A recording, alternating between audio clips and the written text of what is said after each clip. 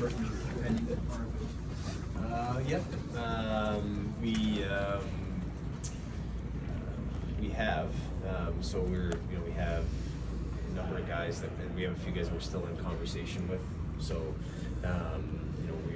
we are still having conversations with Tomasino and Dewar, and the rest. I think we will non-qualify. We'll qualify Ponomarev as well, just to maintain his rights. I know he's signed in Russia, but they'll have the 3 years or however long to develop there, and we'll just keep a close watch on them. And regarding your pending UFAs, you'll just allow them to go tomorrow? Yeah, we just think there's with our current strategy, we're going to see what's out there and see where we're at. How active do you expect to be tomorrow as far as signings? What kind of signings are you looking to have? I think it's like we've discussed. They're not going to be the long range, big money guys in their 30s. It just doesn't fit at all what we're going to do. And even if we could transition by the time this group here and the previous groups of draft picks and younger players are coming through, we don't want to have those types of deals at the back end. So we'll stay away from those. We've got lots of trade conversations on the go for all different types of players. We'll see the RFAs. You can start to talk to RFAs tonight at 7 o'clock from other teams, so we'll get a sense for what the market is for them and what their expectations are, because those are generally younger players that fit more with where we're at. So we'll get to that point. We'll start to have those conversations tonight here between Fuki and myself and Spez, start to touch base with them.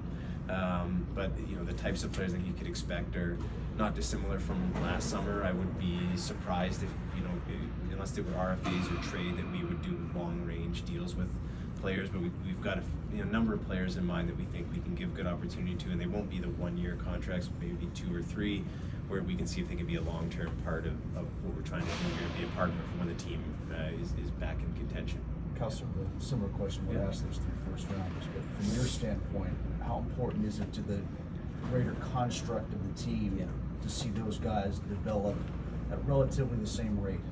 Or is it? Like, is each guy their own guy? They have to come up at the same time? I would love it if we could get them all to October 7th or whatever it was going to be, and they were all ready to roll. I think in development, it's so different for each one of them, and each of them has a different path. I mean, Will's already in college at Michigan. Bill's a late birthday, and he's got the ability to go, he can go back to major junior. We've got to go through the CBA and whether those changes are now or later for the rumored stuff with the CHL, NHL agreement and how that may impact things and things of that nature. And then Ben, obviously a hugely talented guy. It's going to be depending on how, what he learns the next week, how he takes to strength and conditioning, power, and then how he's able to manifest that come training camp. So they're all very different types of players and people. It would be fantastic if they all debuted on the same day and then played for 20 years with the Penguins. I think Penguins have been pretty fortunate in having something like that in the past, but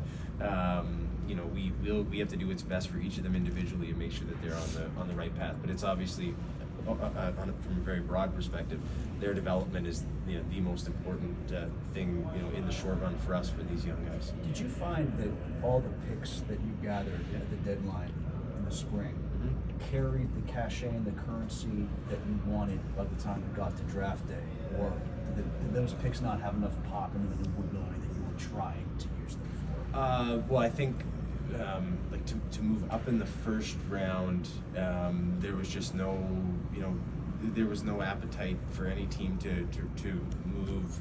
Really to get up in there, would have been 11 and 12, and then throughout. But to answer your question, more deeply, we were able to use a lot of those picks to move up.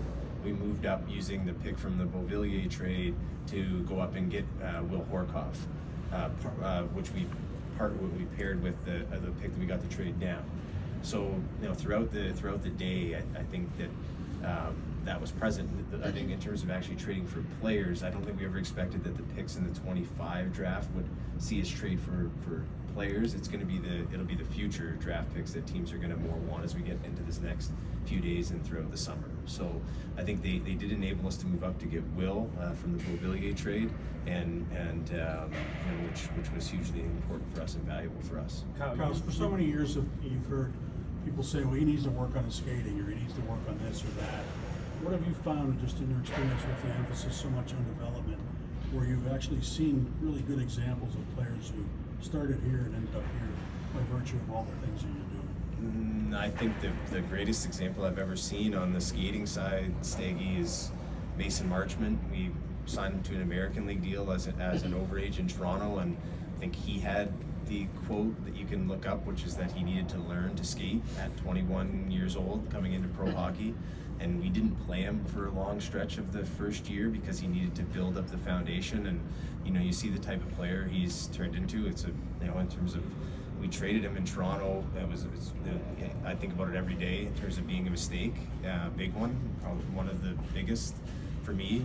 But he would be the player that I think of in terms of that's grown the most and developed the most in one specific area that comes up. And then there's any number of examples here, like to use it to kind of focus on the recent past, a player that's a little bit older and how development, you get some of these guys here are 17, or you go to like guys who are 26, 27, Joona Koppanen last year, he came in from Boston. The first year was okay. Last year, he really deeply bought into the developmental program and the skating program, combined with the performance program in Wilkes.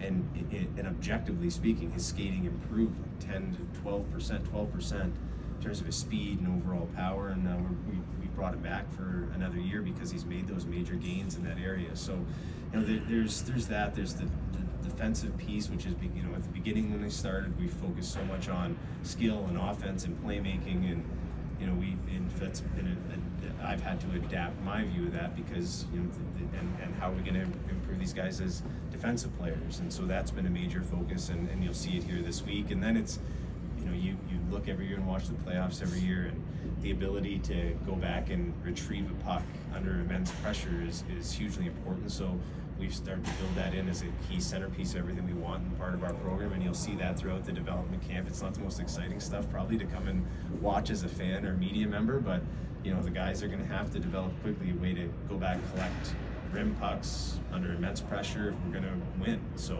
we're trying to build those key tenets into it. So I could talk about the development stuff for a long time, as you see, but yeah. Kind of the possibility of trades. I know we asked you about Brian Ruff, Carter Kelly, Eric Carlson going back to the deadline. Exit interview days. Has anything changed on the front in terms of if anyone ever expresses interest in them? Yeah, I know more about the free agent market because of the calls we get on our veteran guys of teams saying the market is nuts. We might have more interest in doing a deal or a trade.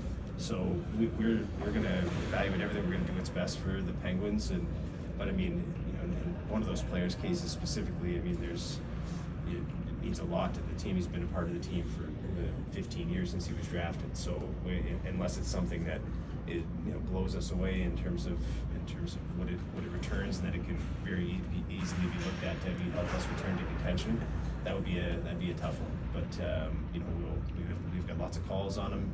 He's a great player, signed, but he's also a massive member of the Penguins. So we'll continue to be open for business, but the price will be very high. Kyle, you appear to be at a point where some of these young players who were in Wilkes last year they're hoping that will push for an NHL job. So as you go into free agency and off season, how do you go about making sure that you're not blocking them? Do you set aside X number of roster spots while having some organizational depth in case they aren't ready? Yeah. I think the key thing, Matt, is that we want these guys to earn it. So if we start just handing the guys spots, we're going to very quickly lose what I think the Penguins have been about for a very long time, and what's made the Penguins, a great team in the league for since the early 90s. I think there's obviously cases of players who were exceptional talents for 2 decades that came in and played in the NHL right away. But there's also a deep history of guys that had to, we just talked about Brian Rust, Notre Dame, Wilkes-Barre, earn his way up, work his way all the way up and into the player that he's become today. So that's going to be a huge part that you'll see and hear from us, is that the guys have to earn their spot, and we're not going to block them. They're going to have to go out and grab it, and they're going to have to come into camp, and some of them will go to Buffalo for the prospect showcase. It's going to be a very young group that goes there by virtue of the 13 draft picks. I think most of them, I think 10 of them are eligible to play in Buffalo in September. So it'll be a start for them, plus some of the returning players, and then We'll have 7 exhibition games, and it's right there for them. We're not going to block them out, but they're going to have to prove that they could be here, and they're going to have to earn their way here.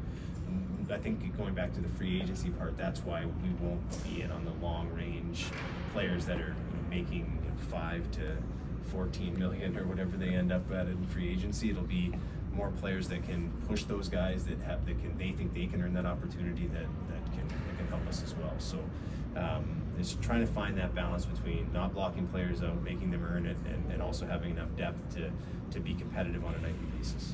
Malkin's entering the I Malkin's got 3 entering. all in okay. We'll take 3 more. Yeah. Malkin's entering the last year of his contract. Has any decision been made on his future beyond this season? No. I talked to Gino at the end of the year in the exit meeting, and then followed up with him after the, and I get it. It's in his last year of his contract, and it's been a topic of discussion. But with the way that we're going to approach it, we're going to go into the year, and then as I told Gino in his exit meeting, and then JP Barry when it started to kind of gather some steam. We'll meet at the international break or the Olympic break this year, see where Gino's at, and meet after the year. But yeah, there's I think it's strange. You get he's going to be 39, I think, Gino, at the end of July. So and he's still playing at a very high level for a player of that age, and obviously means a great deal to the community. So our major focus is on treating him right, pushing him to continue to be at his best this year, and do right by him by continuing to communicate with him on where he stands and handle it the right way as an organization. Just going back to the draft for a second, it's not very often that you get the chance to draft 13 players. And there's just been a lot of discourse about quality versus quantity. How do you feel like you've hit on both in this draft, and how does this kind of that quantity of players help move you towards your goal of competing as soon as possible? Well, I think the quantity part is subjective. That we drafted a lot of players, and I think Wes phrased it the other day that there's risk in all of them, regardless from first to the 200s. None of them are sure things. So now it's on us. We drafted them all for a reason. We all think they have a path to play in the NHL. Whether they become quality, I think, is incumbent on the effort that they put in and the type of people that they are, but it's incumbent on us on the developmental side to get the most out of all of them, and I think that will be the quality of the class will be judged in the future. We've learned a lot of lessons over the time I've worked with Wes a long time. He's been the director in Toronto for the last 3 classes there that I was there, 21 to 23. I guess we were at the very end of the process before I came here. And then obviously going back to the Sioux as well. So, we've kind of reflected back. There's some years have been really good. Others that we look back and say we could have done a better job. What have we learned from it? And I think the quality of the class will be judged here in the next 5 to 10 years when we look back and say, these guys are contributing members of a high quality team, or how and where did they miss? So it's on us now to get to work with them, and I think we've got a great plan for all of them, and Tom Gostopoulos and his staff, Jason Spez and Amanda will get rolling here starting today. Has everyone finished the season with the medical situation? Patch for Seth on the questions. Has everyone finished the season with a medical concern on path from people who finish the season with injuries or medical concerns that they don't want Volko is there's everyone is on schedule. Yeah, there's nothing that's come up that's a concern. Harrison Brunick will be on the ice here, and he's back. Rutger, McGroarty. The way we do it is if a guy's played a full year pro, we don't bring them back here. So Rutger won't be here, but he's back to 100%. Volko, he had the operation at the end of the year on the torn bicep. He'll be back. Chris certainly looked. Yeah, Chris was active and Alex on Friday, so we thank them for that. But yeah, there's nothing new to report there. Josh has one question. I do. I was just curious, when you made the trade with Buffalo at the draft, obviously sent Timmins and his RFA status to Buffalo, but what about Connor Clifton? Was the draw and having him, he was part of the piece that came back? I mean, so there's 2 parts to it. There's the draft pick at 39, and then Clifton.